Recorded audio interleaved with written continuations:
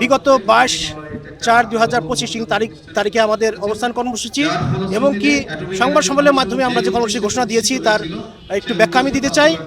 সেটা হচ্ছে আমাদের বাংলাদেশ পরমাণু শক্তি কমিশনের পূর্ণাঙ্গ স্বায়ত্তশাসন প্রতিষ্ঠা করা এবং কি আমাদের যে মন্ত্রণালয় কর্তৃক যে অযাচিত হস্তক্ষেপ, এই হস্তক্ষেপ নিরসনের দাবিতেই আমরা আজকে অবস্থান কর্মসূচি আমরা নিয়েছি।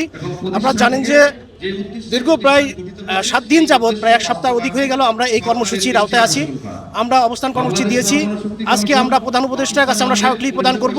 সেই হিসেবে আমাদের সকল স্তরের বিজ্ঞানী এবং কি সকল স্তরের কর্মকর্তা, সকল স্তরের কর্মচারী বিন্দু সবাই আমরা একত্রিত হয়েছি। আজকে এই কর্মসূচি থেকেই আমরা সারা বাংলাদেশে আমরা গণস্বাক্ষর অবস্থান নিয়েছি, গণস্বাক্ষর কর্মসূচি করেছি। আমাদের সেই গণস্বাক্ষর কর্মসূচি আজকে উপস্থাপিত হয়েছে এবং কি আমাদের যে 11 দফা দাবি, এই 11 দফা দাবি আমাদের এই স্মারকলিপিতে উপস্থাপন করে আমরা প্রধান উপদেষ্টা বরাবর আমরা সেই স্মারকলিপি আজকে প্রদান করব। আসলে আমরা বাংলাদেশ পরমাণু শক্তি কমিশন, আপনারা জানেন, একটা বিশেষায়িত প্রতিষ্ঠান। এই প্রতিষ্ঠানের কার্যক্রমগুলো কমিশনের আইনের দ্বারাই সাধারণত পরিচালিত হয়, কিন্তু আমরা অনেক দিন ধরে দেখছি যে কমিশনের এই আইন এবং বিধিকে বাইপাস করে মন্ত্রণালয় অযাচিতভাবে আমাদের কিছু হস্তক্ষেপ করছেন এবং আমাদের পরিচালনা এবং স্বাধীনতা কর্মপরিকল্পনার ক্ষেত্রে সেগুলো বাধা প্রদান করছে। সেই অবস্থার পরিপ্রেক্ষিতে আমরা বিভিন্নভাবেই আমাদের ঊর্ধ্বতন কর্তৃপক্ষকে বলার চেষ্টা করেছি, কিন্তু আমরা দেখেছি এটাকে তারা কোনোভাবেই গ্রহণযোগ্য করেনি। আমরা 15 ডিসেম্বরে আমরা আমাদের উপদেষ্টা, মাননীয় উপদেষ্টা বরাবর আমরা 8 দফা দাবি উপস্থাপন করেছিলাম। সেই দাবিগুলো মন্ত্রণালয়ে দেওয়ার পরও তারা কোনো পদক্ষেপ নেয়নি। এই অবস্থার পরিপ্রেক্ষিতে আমরা এটাকে একটা আন্দোলনের রূপ দিয়েছি যে আমাদের এখন অযাচিত যে হস্তক্ষেপ মন্ত্রণালয় এবং আমাদের যে স্বায়ত্তশাসন সেটাকে আমরা পুনঃপ্রতিষ্ঠা করতে চাই। এ কারণে আমরা কমিশনের 11টা দাবিকে উপস্থাপন করেছি। এই 11টা দাবি আমাদের কাছে খুব গুরুত্বপূর্ণ। যার মধ্যে প্রথম দাবিটা হচ্ছে আমাদের কমিশনকে পূর্ণ কমিশন তৈরি করা হয় না। আমাদের আইনে বলা আছে একজন চেয়ারম্যান এবং 4 জন মেম্বার নিয়ে আমাদের পূর্ণাঙ্গ কমিশন। কিন্তু আমরা দীর্ঘদিন ধরে দেখতেছি ফ্যাসিস্ট সরকারের কাল থেকে যে আমাদের কমিশনের চেয়ারম্যান এবং মেম্বারদেরকে সবাইকে চলতি দায়িত্বে রাখা হয়, যার ফলে পূর্ণাঙ্গ কমিশন কখনোই গঠন করা হয় না। এবং বর্তমান যে কমিশন রয়েছে তাতে একজন মাত্র চেয়ারম্যান রয়েছে দায়িত্বপ্রাপ্ত এবং একজন মেম্বার রয়েছে চলতি দায়িত্বে, যার ফলে আমাদের কোনো কমিশনে যে কোনো সিদ্ধান্ত নেওয়ার ক্ষেত্রে আমাদের কোনো কমিশনের সভা পর্যন্ত হতে পারে না। আমরা আজকে 8ম দিনের মতো এই গণজামায়াতে অংশ নিয়েছি।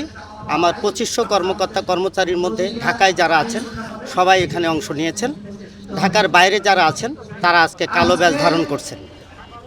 আমরা এই গণকর্মসূচিতে গণজামায়াতে অংশ নেওয়ার কারণ হলো যে আমরা দীর্ঘ 8 দিন ধরে সরকারকে শান্তিপূর্ণভাবে বিভিন্ন দাবি দাওয়াগুলো উপস্থাপন করে এসেছি।